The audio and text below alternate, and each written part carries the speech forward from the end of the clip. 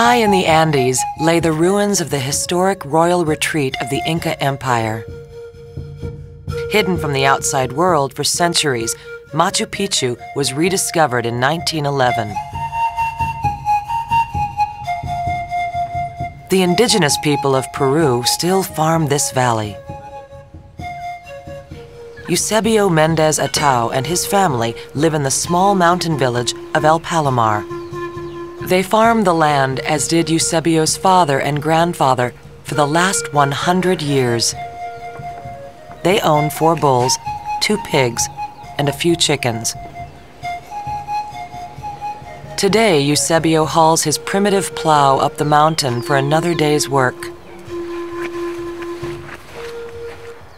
Still, he holds no legal title to the land on which his livelihood depends.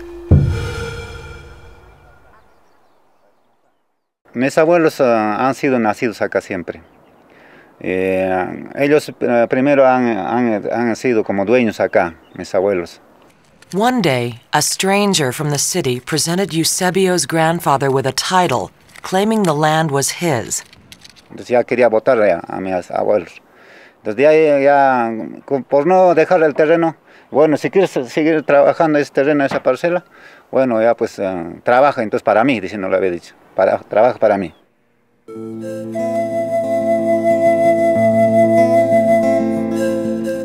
Over the centuries, this sacred valley of the Incas has had many owners.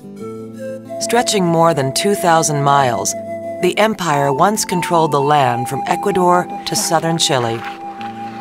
Inca kings extracted tributes from local farmers until Spanish conquistadors conquered the land in the 16th century.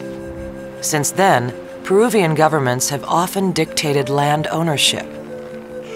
As a boy, Eusebio had only one option: to work for the man who had claimed ownership of the land. Todo el día tenía que pasear su oveja, entonces mi papá también tenía que trabajar. Triste era, ¿no? La situación a veces no puedo recordar, porque triste ha sido mi sufrimiento. A veces cuando se perdía una oveja así en el cerro, a veces el zorro, el puma así se lo comía y a veces no me daba cuenta, como era hartos. Entonces ahí me descuentaba entonces. Life is still difficult today. Eusebio rearranges stones in the mountain stream to let the water run through the trenches he has dug.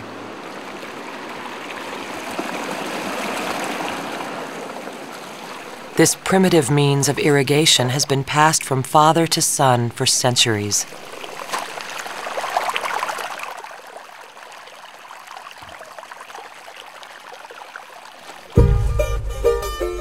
This afternoon, Eusebio's sons will help him in the fields. Most days, Eusebio and his wife Zenobia work from dawn till dusk. Para mí es mi tierra, el terreno es que se llama como si fuera un oro.